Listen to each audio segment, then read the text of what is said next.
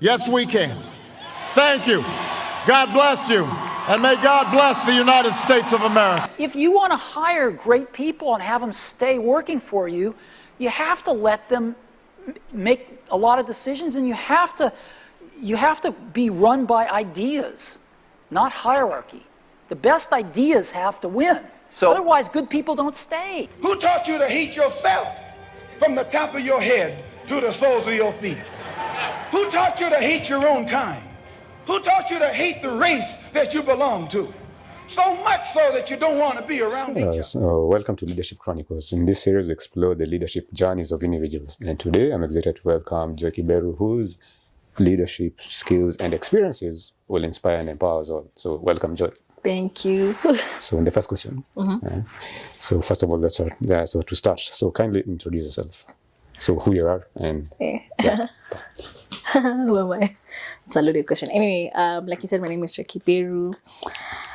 I think I recently finished school, so there's not really a lot to say about my intro. Yeah, I'm still like a young child, a young baby, just trying to figure out life and all that comes with it. Okay, so to continue, so the other part is, so kindly like describe your leadership journey, so where it started from. So maybe, okay, like personally, so okay, personally, like mine, I'll say maybe like I had leadership, started like leadership from primary school. Primary, yeah. So it's kind of maybe elected like as a bearing, and then after university maybe I had some role, and then maybe afterwards in some company and so on. So like now your journey per se. It started the first time you were selected, or you were appointed, or you vied for a leadership position. Yeah. Okay. So I think my first experience into leadership really was primary school. I don't remember. I think I was a bell ringer for a better part of it, and then I became a class prefect. And then at some point, teachers were like, "Wow, you are our top student. You need to focus." So they told me you can't be a class prefect anymore. And then the next experience I had with leadership was in high school. So in high school, I applied to be, I think it was a medical captain after Form 2. But when I went in the home, I said, oh my gosh. And then I became one of the, so there's this club in high school called St. John. So I became an officer there. I had a role there, basically, a junior role in St. John. And after that, I decided to apply to be a house captain.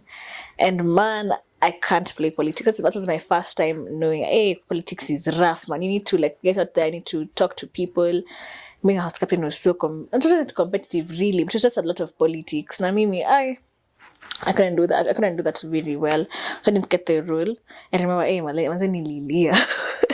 But anyway, moving on swiftly, I within St. John still, I got another role in St. John. So now I became a senior officer in St. John. I was also a board member. So a board member is like the what's it called? A board member of this club called Junior Achievement, like the executive team, exactly. So in the whole of St. John. So St. John, Kenya, I was in St. John. No. Just for Limuru, my school, for my high school. And then I was also in Junior Achievers, just like an entrepreneurship club. I was in the executive team there. And then I was also in the executive team for the music club. So the music club was basically consisted of guys who used to do the school choir. So I was in that team as well as a leader there. So it's basically just a leader in like 3 teams across my high school experience, which was tough because balancing school and all that was really tough. And then at some point when I was in Form 4 for those like 2 months before COVID hit, I ended up becoming like an unofficial house captain because my house had 3 floors. Then a cop was assigned to each floor. Then my floor, which is ground floor, they were like, okay, since you applied, you just become the cop for here. And I wasn't getting any of the privileges. Like, anyway, moving on swiftly. After that, when I joined church, in church when I was still in high school, I joined the leadership team for the teens church. So I was also doing I did that for like 2 years. Then after that, joined the youth church in my church, and then joined the leadership there for another 2 years. Now this time I was in uni. And once I joined uni, there's this organization called AIESEC, plugging AIESEC, shameless plug. So in AIESEC, basically it's an organization that strives to achieve peace and fulfillment of humankind's potential. And it's all about leadership, and it's all about leadership and also student exchanges as a way to achieve that vision. So I joined AIESEC in first year. I joined as a team member. Then in the second year, I became a team leader. Then in third year, I became a vice president. And then finally, in my final year, I became the president of AIESEC in the University of Nairobi. And yeah, it's been a really interesting journey. That I think that's I think my most impactful, my most my longest also like leadership story, because I learned a lot about myself. I failed. I think you make peace with failure when you're in AIESEC, yeah. Because one thing that AIESEC has always say is you fail fast and fail forward, and it's a space for you to fail in your leadership, and there's no like major consequences, and then learn from those failures. So yeah, I think that's what my leadership journey has looked like. So all of these positions you applied for them, or you are appointed? You say there's so there may be instances maybe when someone sees your potential then so prompt you for that position, or you are the one who went ahead and like applied for this positions. So I think the only one I officially applied for, obviously for like the high school ones, those ones you have to apply for. Even for clubs, you also have to apply, and then you do like a quick interview or review for that. I don't think for St. John I did that. You just apply, you express your interest, and then you get picked. For church, it was more of an I think for the teens leadership, I think it was you express your interest and then people vote for you. For youth, it was you get it took appointment really, but people just, it is a very interesting it's a very interesting system. People just nominate you, and then you get placed in a role. And then for AIESEC, you apply. Actually, every year you have to apply, and it's a very arduous application process. So I applied for team member, you apply to be a team leader, you apply to be a vice president, and you also apply to be a president. And then after that, you go through a series of reviews. So you do interviews. If you do well in your first interview, that's fine. Sometimes you have to do like 2 interviews. And then after that, there's elections. So once you become like a vice president, because now you're joining the leadership team, a vice president and a president, you have to now be elected by the people. So the members and team leaders have to sit down, and you have to make a speech, make 3 speeches actually, to convince guys to vote for you. When they vote for you, yeah. Like maybe summarize what AIESEC is all about. So is it a club for a school? Okay, so AIESEC is an organization that's run fully by youth, and so nationwide or it's international wide. So AIESEC is present in across 123 countries and territories. And basically the structure is in each country there's a national team that has the national executive team, and then depending on countries, because there's countries which have like so many universities, they can't have AIESEC in every single university. So then they have local chapters, and local chapters are in cities. So for example, AIESEC in India has AIESEC in Mumbai, that's the local chapter. But in Kenya, we don't have a lot of universities, so it's AIESEC in universities. So the universities are the local chapters. So like UON has AIESEC, there's AIESEC in Daystar, in JKUAT, in KU, in MKU recently, in Strathmore, in Moi. Yeah, most of the major universities have AIESEC across Kenya. So like I said, AIESEC is an organization all about leadership, and we believe in peace and fostering peace. So one of the ways that the people who created AIESEC around, was it 75 years ago? To 1948, that's when AIESEC started. There's people who created AIESEC then saw student exchanges as the easiest way to do that, because it was created after World War II. So they thought, okay, if people can go to other countries, experience with other countries and other cultures, then we can come to an understanding together. So student exchanges is one of the ways that we do that. Yeah. So we have people coming in to Kenya to do exchanges, and we also have people going out of Kenya to do exchanges. You can go volunteer, you can also go intern abroad. Yeah, and you volunteer towards the 17 SDGs, the Sustainable Development Goals. So whenever you go volunteer, you go work on a project that's aligned to one of those 17 SDGs. What else can I say about AIESEC? Like requirements for joining. Requirements. Oh, yeah, you just have to. Is it a must now you be a student? No, you just have to be between 18 and 30. For you to be a member of AIESEC, first of all, and also for you to go on exchanges, all you have to do is just be between 18 and 30. So like maybe someone who is not in university so can go for maybe AIESEC in UON and you still join with that. Yeah. Actually, even if like there's no AIESEC in your university, just join the one closest to you. Because I remember we had guys from AIESEC in Comparative, we've had guys from African Nazarene, we've had guys from KEMU, that's Kenya Methodist, you have guys from KCA. Just join the AIESEC closest next to you. You don't even have to be in school. We've had guys as old as 27 join AIESEC. We've had guys as old as 30 go on exchange. So it's definitely like up to you, man. If you want to be a part of AIESEC in any way, shape, or form, it's very open and very free. So finally, it's not free, but it's free to you to join. Yeah. It's not free, so like there's a monthly subscription. Yeah. So for example, if you're an AIESEC member, you probably pay like 1,000 every as a fee, and obviously like we meet a lot. No, every year. Yeah. And then like, for exchanges, of course, also exchanges comes at a cost. People usually want to go in exchanges under the assumption that you're going to pay for everything. But yeah, you're still going to incur the flight costs, things like that, if you want to go in exchanges. Okay, so finally, so the advantage of joining AIESEC will be, so apart from the exchanges and exposure, maybe, so are there any other advantages? Okay, so I think first of all, big advantage, first of all, as a member, you get to gain a lot of skills. I remember in my first year in AIESEC, I did marketing. I negotiated with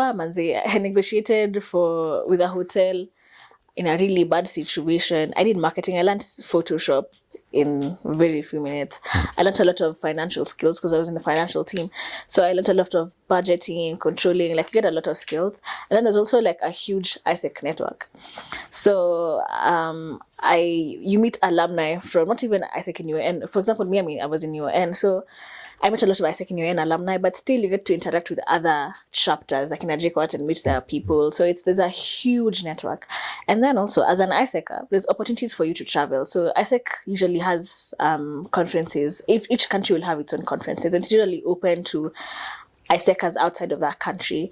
So you get opportunities to travel and see the world at a really affordable like price point, let's just say. And again, this experience is really open up your mind. You get exposure that you wouldn't get anywhere else. So, and again, friends. I think AIESECers are brilliant people, so you get to get very good, interesting friends. Yeah. So coming back to leadership, so what inspired you to go after all these now roles that you've had? I think, man, I think primarily when people say kuna damu ya leadership. So I don't think ilikuwa too like people have said I can do it, so let me just try it out. And then in high school, I think, I don't even know why, honestly, in high school I applied for some of these roles. I just think I wanted to be in control, man. I wanted to be in control. Like I felt like I couldn't survive high school just being a normal student. I think I wanted to make more of my high school experience, and I felt like these clubs, or being the leadership of these clubs, would give that to me. So that's what I did. Church, I think I really wanted to challenge myself with church. Church is very different from the idea of leadership that we have. For example, like in high school, ukifikiria like corps ama like being a club, being in a student club, it's more authoritative, you know, like it's more mostly authoritative, mostly giving orders, ensuring things get done. But in church, there's some packs. Yeah, the Kura packs, yeah, exactly. Yeah, but kanisa kuna. But Sakura packs, but kanisa is different. Like it's a sort of different kind of leadership style. Like it's more servant leadership. It's more figuring out what the trajectory of this, what you want to this church to get to, probably by the time you leave. So really quite when I looked at church and the thing why I wanted to do church, it was very different from the idea of leadership that we had in high school. And then coming into now my AIESEC experience, that was very personal for me, because I think I felt like I was a very introverted person, even though I was in church and doing all these things, but I was still very introverted, and I felt like I needed to learn more about myself. I needed to get more self-aware. And some of these things I didn't even realize when I was applying for AIESEC. I realized some of these things like 5 months, maybe 3 months deep into the experience that wait. And I thought I was self-aware, but turns out I really am. I'm not really self-aware. There's a lot more to learn about myself. So, yeah, those are the things that inspired me across those different stages. Okay, so what do you believe are the key responsibilities of a leader when it comes to creating an environment where people feel safe, valued, and supported? Okay. So I think first of all, you yourself have to be at an okay place as an individual. So you need to be able to sit down and reflect with yourself. You need to be able to hold yourself accountable. You need to also be self-aware to some point.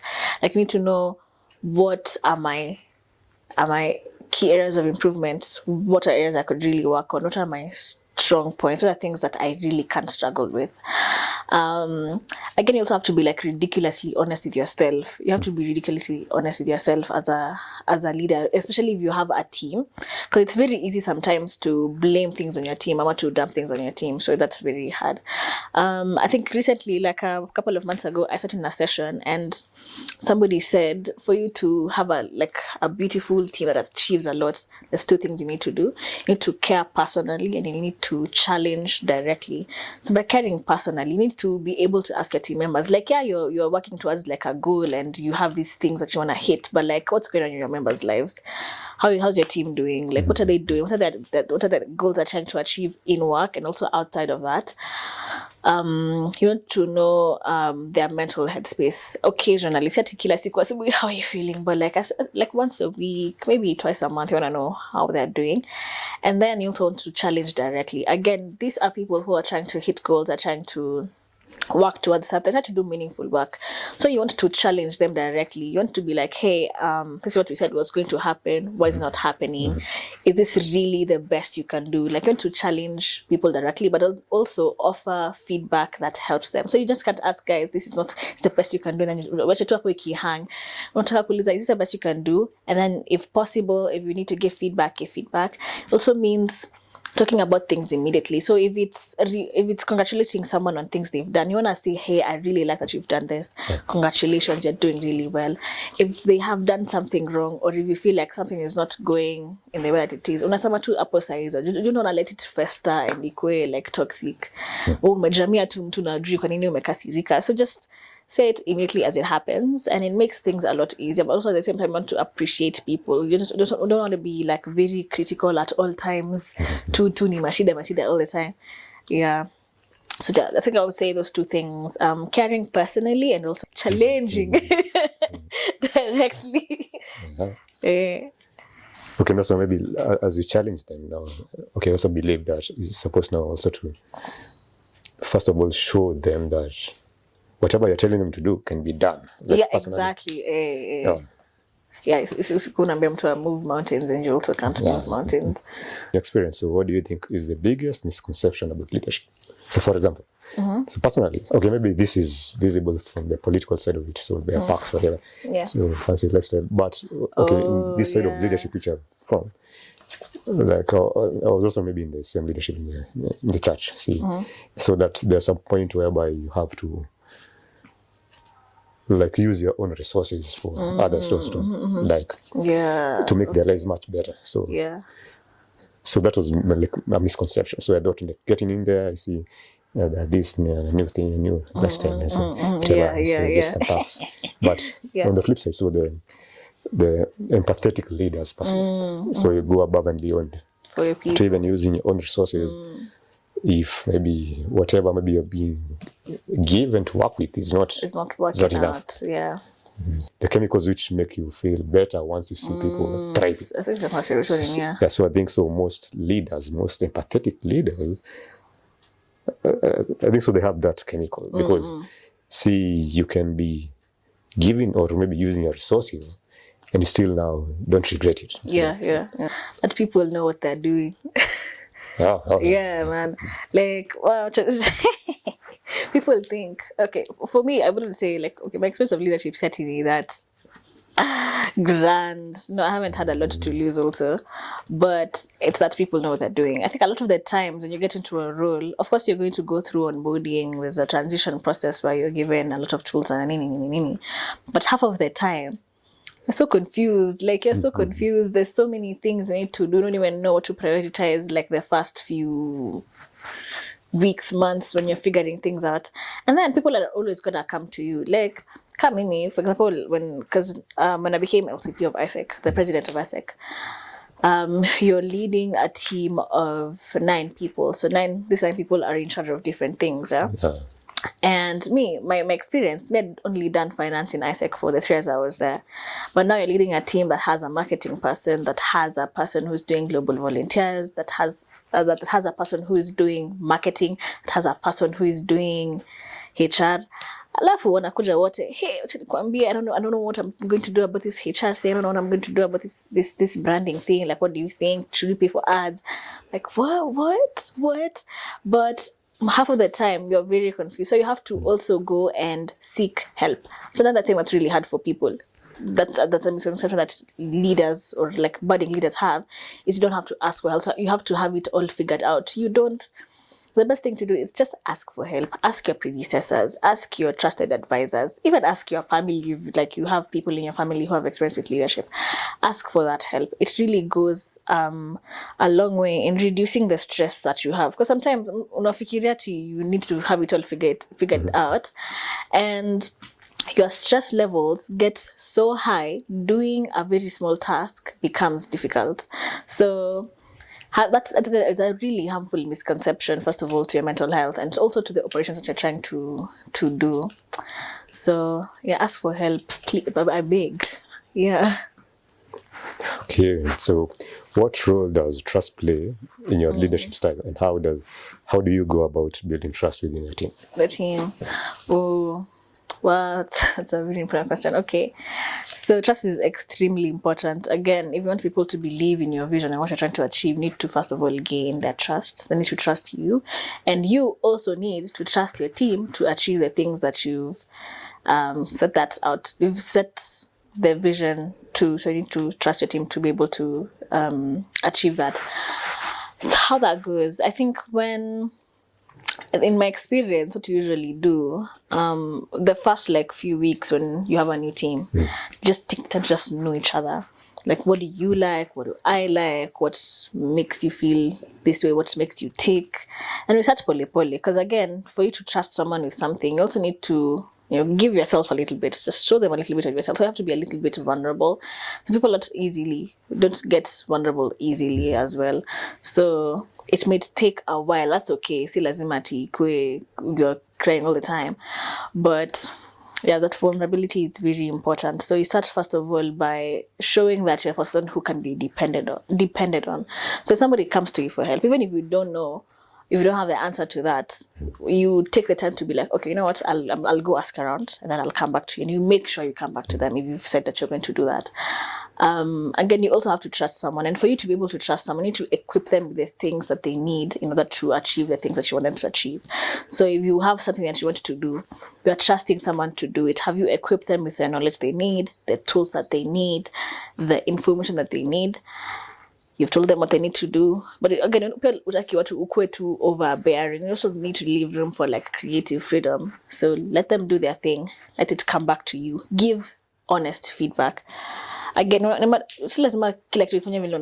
again, if the end result and the process doesn't have anyone in the process, and the end result is good and it works and they followed standards, to meet the standards that need to be met, that's okay, man. They've done their thing, their way, and it's worked out, and the end result is looking good. And sometimes it's hard to let go of things, so you need to learn to let go. You also need to learn to let people make mistakes, because how else are they going to learn? Yeah. So I think that's where I would say trust comes from. How do you ensure your leadership decisions align with the core values and vision of your team or organization? Okay, so when we're sitting down, because usually at no point am I, the decisions you'll make on your own, but at no point am I making decisions purely on my own. So I'll sit down, we'll have a meeting, we'll talk about some of these things that we need to make decisions on. And we'll talk about all the different solutions that we could possibly have. But in order for us to like come up now with the ultimate solution, we look at the goals we have, and we look at, let's say, even if not the goals, actually the major goals that we have, and what I would call side quests, like the smaller goals that we're trying to achieve. So we'll have a widely important goal, and some of the smaller goals that we have. And the decision that we make has to align with any one of those goals. So for example, if it's a decision, let's say we've had a member, they've been really problematic, and we're trying to make the decision of whether they should stay or we should fire them. So we look at, okay, so what are some of the goals we're trying to achieve? We'll say, okay, we're trying to have like an energetic membership. Is this member being detrimental to us achieving our goal? If the answer is yes, they gotta go. If the answer is they're not really being detrimental to that, they just need to change their mindset, or they just need to like work a bit harder. Maybe it's a bit operational. You'll be like, okay, I can just go on probation, give them a few tasks, and then let's see how they do that. We can have a conversation and they can stay. So if it's not agreeing, first of all, with our values as who we are, because we believe in a bunch of things like integrity and sustainability as well. So if you're doing something that also like harms our brand, our image, and goes against our values, then definitely you're going home. That's in terms of like, people, because that's mostly what you do at AIESEC. If it's in terms of like, let's say work, like we have a partner, we're trying to decide which partner to go with. We also look at some of those things. So how have you been with us long term? Because we want our partnership to be like a long term thing. So we would mostly prioritize you if we've been with you in previous terms, we've worked with you in previous terms, you've been a really good partner, you've been delivering on time. So we'll stay with you most of the time. If it's been problematic, if it's not contributing to any of our values or our goals, then again, you gotta go. Yeah. I'll say that is what I have in mind. So if you could choose any leader, so past or present, as a metaphor, so who would you choose and why? Personally, so let's say like Martin Luther. Martin Luther, okay. Yeah, because of how he was able to inspire people for a cause in that period whereby, say, racism was high and so. Yeah. So he was able to inspire people to march together for a specific cause. And even though he died, his legacy lives still till now. Yeah. So I believe now if you're able to reach that at that level, so you'll be able to achieve anything. If it's to raise funds to do something, you can do it easily. If you're able to inspire people to do that as well. They can see maybe the vision which you have. I would say, okay, I don't know. Maybe it's because nimekuwa nikisoma, like I've been interacting with a lot of our content lately, but the person who comes to mind first is Malala Yousafzai. Malala Yousafzai. She, I don't know, she won the Nobel Prize in 2017. Yeah, when she fought against the Taliban, or she went against the Taliban in Pakistan. So in fact, there was a time when the Taliban were trying to stop girls from going to school in Pakistan, and they were enforcing all of these rules. And Malala went against them. She went on TV. She was advocating for girls' education, and then like 4 years later, she was shot by the Taliban. And then she was flown out of the Pakistan. Now she went to live in the UK. Continued. She started a fund, the Malala Fund, to ensure that there's girls who keep going to school over and over again. But the reason actually is not even because of that. The reason is, I was recently reading her memoir. She wrote her memoir last year. She wrote her memoir. And it basically just chronicles her young life, because I mean, you are now an international icon. You've won the Nobel Prize at 17, the youngest person to win a Nobel Prize at the time. And all of these people have these expectations of you. But then now she talks about her life, basically when she was in uni, how that sort of responsibility sort of shifted, the kind of life she had in uni. She was just doing like things that an average young person would do in uni, while still trying to maintain this image, the struggles that she had, the fun that she had. I mean, it just made her all sorts of reliable. And again, when I was reading the book, when I was reading the memo from her perspective, it showed a side of leadership or rather activism that you don't see every day. Like, this person still has a life and she struggles with things and she has to overcome these things and she still has to show up for you. She still has to raise like millions of dollars. But then, huku nyuma bado, there's a lot of work that she's still doing on herself, for her family. Like, I like that. I liked that sort of the reconciling of the image that we've seen with the shadow work that we don't see. So yeah, she's really inspiring. She's done a lot of great things. She's gone against, okay, not gone against her people, but you know, she was talking about how wearing jeans was a huge like problem with her parents and her family back home, standing close to men alone without like your father or your brother monitoring you. Ilikuwa tu like shida kubwa, you're not wearing the headscarf. So yeah, I'm just going against all the societal norms that she had and being able to achieve all that she did was amazing. So as a leader, have you ever experienced imposter syndrome? Oh, yeah. And if so, how did you manage those feelings and continue leading effectively? So, And I think I felt imposter syndrome all the time. Because I remember your time when I tried to get like the house cup thing. I want to get it. I was so sad. I was like, man. In high school, I was like, man, I'm not even meant for this leadership thing. Like, people didn't choose me. Because I know you prepared like high school elections.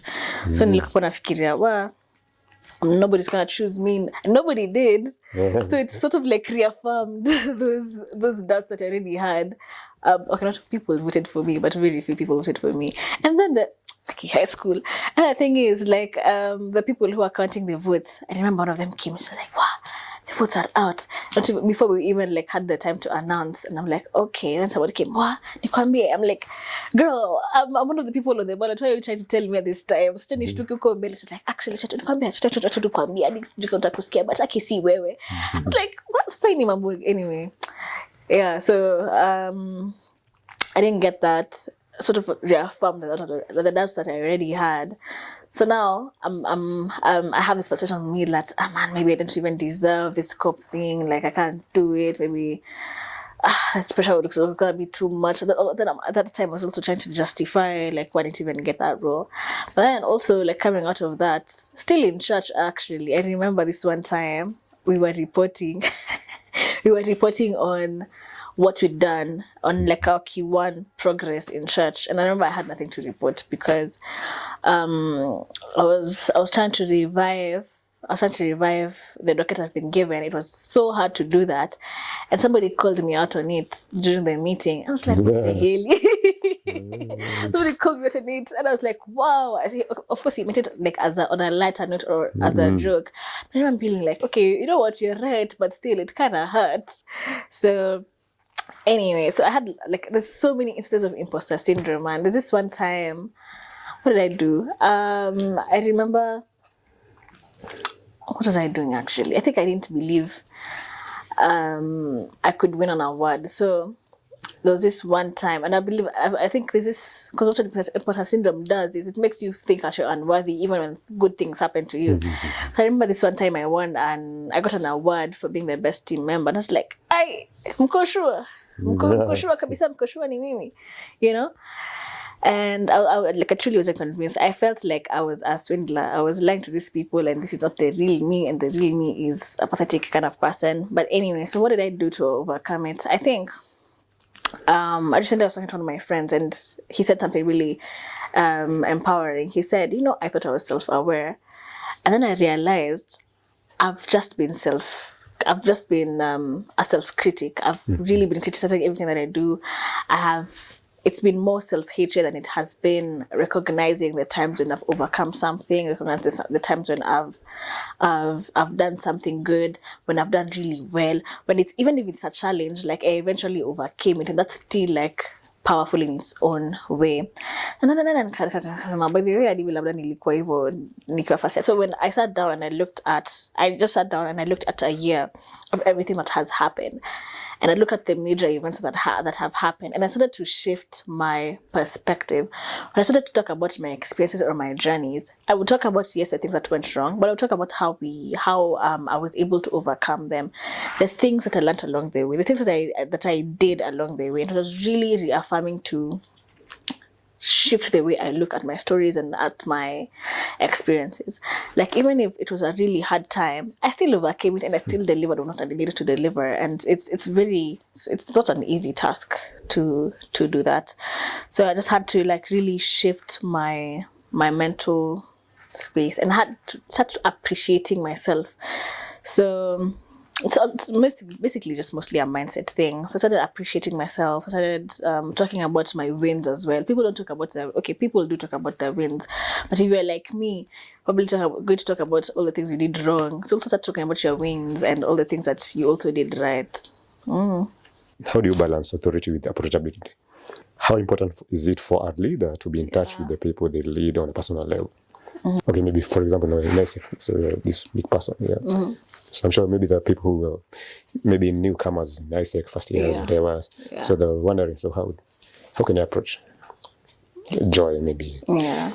So because I think so, maybe majority of people maybe have this, and it's because maybe of the experience of maybe politics, which is in our country, that this is how people they cannot be approached, whatever. So, so in your own experience, so how did you make yourself to be approachable by any person? For me, I think that's not something I really struggle with. If anything, I think I struggle with being authoritative more than I do with being approachable. So I think I would say I'm a very approachable person. I try to have a conversation with my members as often as possible. So we meet, for example, like I said, we meet once a week as the entire local chapter. And so I would make sure I talk to my members, get to know how they're doing, get to know their things. Whenever we have like campaigns or an event, I'll be there, I'll chat with you. Whenever there's something called social agenda. Social agenda ni after kazi imemalizika, we go out together. So I'm gonna be there with you guys. I'm gonna chat with guys. I try as much as I can to go out with my people, spend time with them. I don't think being approachable was an issue really for me, because again, with the structure that we've had in AIESEC, because me, I'm leading my executive board, and then they now deal with their members personally. So they'll see their members on a weekly, and then they'll also see them when we have the entity meeting. So me, my only chance to interact with members is when I attend now the entity meeting. So I even feel like I was disconnected a bit. So I had to make a conscious effort to get to know everyone as much as I could, to chat them up. That was like a really huge thing for me. Yeah, and there's times when you'll have opportunities to do something with a member. So so we have something called for the guys who come to the country to do projects. So there's the place where they're going to do the projects. We call them opportunity providers. So whenever the members would go visit the opportunity providers, I would also go just to see what they do, connect with their work, chat them up. But the beautiful thing is a lot of these people are also I don't want to say extroverts, but they're also very open to sharing a lot of the things with you. And then also, because you're president, because I'm like, okay, let's talk. The LCP is talking to me, da da da da da. So that hasn't been a problem for me. So what is one of the most rewarding moments or achievements you've experienced as a leader? And why does it stand out for you? So personally, I'll give an example. When I was in church leadership. So I said, there's no like remuneration of people maybe doing something. Yeah. So we're in charge of the groups which are, and it's very difficult to lead people who don't. To inspire. And that's the most the challenging part about leadership. So you have to inspire people without them expecting something in return.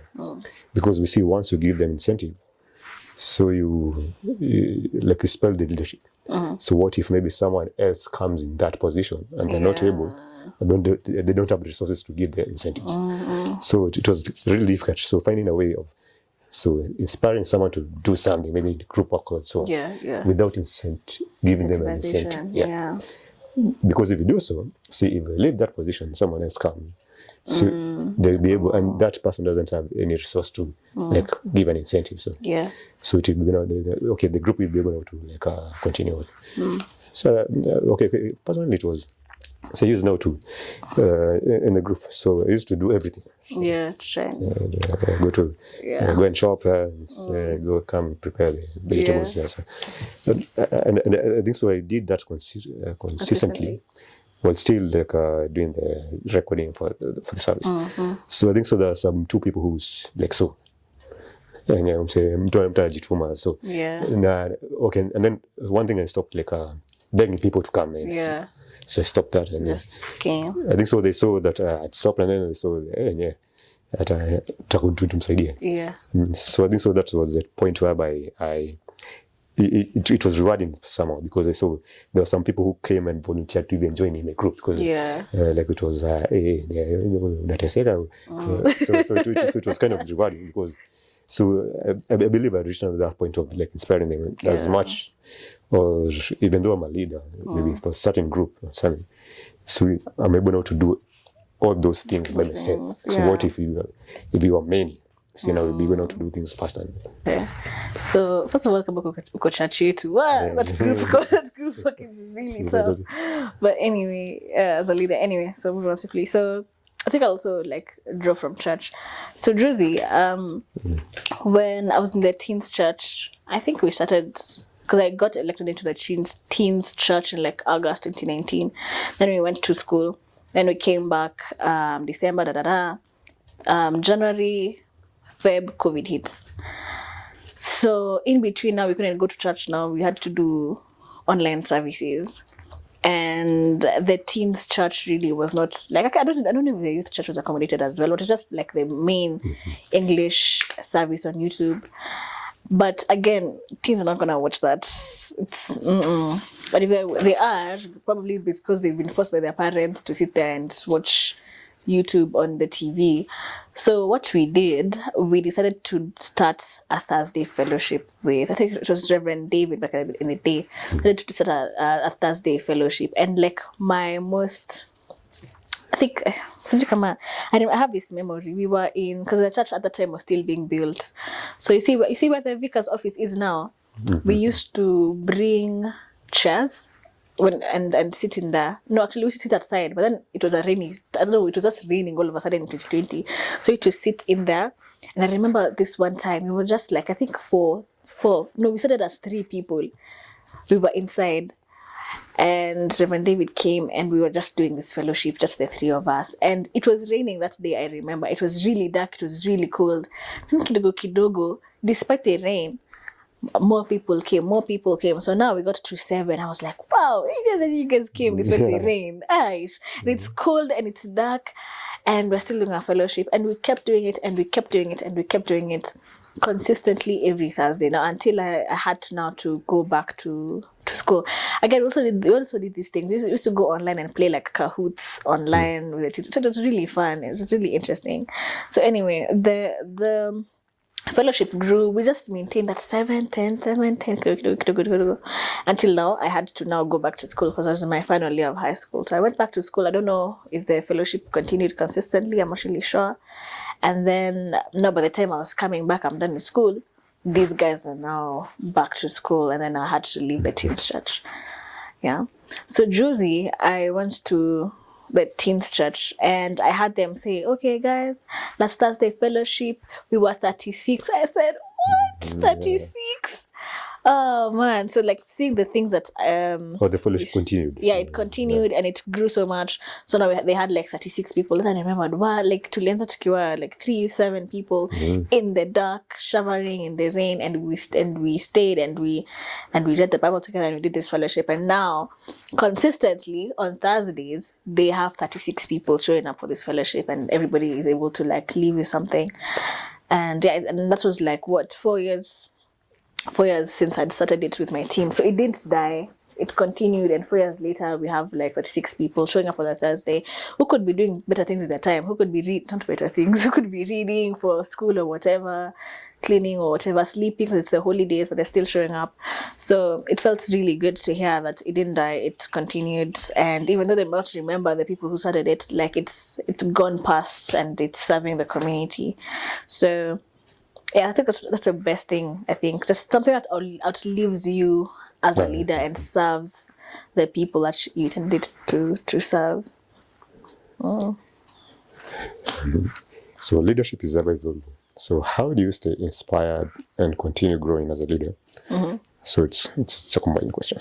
So are there any habits or practices you follow to keep sharpening your leadership skills? So I think the one thing I think I stay believing is you never stop learning. And again, I am really young. The concept that I have of leadership, again, is also really young, and I would say also like very rudimentary, but still very important. And it's a skill you have to keep learning. I think the thing that decides me most about leadership is the people I look up to. There's a lot I still need to do. So when I look up to the people I look up to, keep reminding me that, because they also say they're still learning. So they keep reminding me that it's constantly a lifelong lesson, a lifelong journey, this journey of leadership. So I think that's the thing that keeps pushing me and inspiring me. The people I look up to, my mentors, and just there's no finish line, I would say. You keep learning and you keep learning and you keep growing. Yeah. You said, what was the second part again? Was that practices? Yeah, habits and practices. Habits and practices, so what okay. That's okay. So I think, like I said, continuous student. So I try to put myself in spaces where there's a lot of content around self-growth, about personal development as well, because I feel like that's an essential part of leadership. So learning a lot about that, attending workshops, I would say. I think another thing that is very important is networking. So you want to speak to other, like for me, I would say like I'm a young person in leadership. So you want to connect with other young people in leadership. You want to hear what your peers have to say in terms of their experiences, their learnings, whether it's online, whether it's in person. So that's another thing. Read a lot. I read a lot. And the thing is, I don't even read a lot of non-fiction. I'll read a memoir, I'll read a fiction book, and there's so many lessons about leadership to be gotten up from some of these books. Every once in a while, I'll read a non-fiction book and try to put into practice the things that they say in there. But I think the best thing I would say, the best skill or the best habit I would say is to actually practice leadership. And for you to practice leadership, you have to actually put yourself in a space where you are actually doing something around leadership. Either you're leading a team, either you're leading a project, either you're pioneering something. The best thing to do is just to practice leadership, because you can read about it, but then so usipo practice, sasa unafanya nini? So the best thing to do is actually I remember something one of my mentors told me is you are currently practicing leadership, and you keep practicing it and you keep practicing it as time goes. So yes. Okay, so as you come to an end, so finally, so let's say you are given an all-expense paid vacation tomorrow. So what's the ideal destination to recharge and get away from the pressures of leadership? Yeah. Unajua ungeniuliza swali like a year ago I would have said Singapore. I changed my answer. I would say the Japanese countryside, or the Chinese countryside as well. So I would go to the Japanese mountains in the countryside, or the Chinese or the Korean mountain countryside. I would just live there in a monastery for a month. Just quiet, peace, relaxation. Cause I feel like recently my shangu imekuwa tu running. There's so many things going on at the same time, just moving non-stop all the time, just moving. So just having a moment of stillness. And actually it could even be any countryside as long as it's disconnected. But I think the Asians have figured out how to do that well, is to disconnect completely. Surrounded by nature. Yeah. I have a book, a gift. Oh, for real? See, there's a book which I read. Oh, this is nice. I did not expect this at all. See, Simon Sinek. Oh, I really like this guy. I like Simon Sinek. So I read this book, and this is so I learned all about those being self-layers. The chemicals which before I was wondering why am I so getting excited for helping people. Yeah. And it's not monetary, so I learned it from here. So the chemicals and so on. And thank you so much. Ooh. Karibu. Asante. Karibu. Wow. Bro, Start With Why. I think I read Start With Why, but I was like, wow. So see, I make don't up, have an outro, so do for us an outro. Yeah, and the final message to people watching too about leadership, everything. All right, so thank you so much, first of all, for having me at the Leadership Chronicles. Man, leadership is such a beautiful and interesting journey, and I mean, and again, it's a skill I think everyone should have, because I mean, it's not about leading organizations, it's also about business, it's also about your life, your home life. Leadership just penetrates every space that you could probably find yourself in. It's a beautiful journey. It's a very challenging journey, and I really hope that you challenge yourself to go for it. Try to really immerse yourself in this experience, and you will love it. Like, I have gone through a lot of problems, but at the end of the day, I've never felt more fulfilled in my life. So yeah, man, give it a shot. Listen to the Leadership Chronicles. Learn more about what leadership is like, what experiences you can do, how you can practice your leadership as well. And yeah, and read Leaders Eat Last by Simon Sinek. Yeah. So thank you for listening to us. It's been the Leadership Chronicles with Joy Kiberu and the lovely hosts, Maurice. It's Maurice Mashiri. Yeah.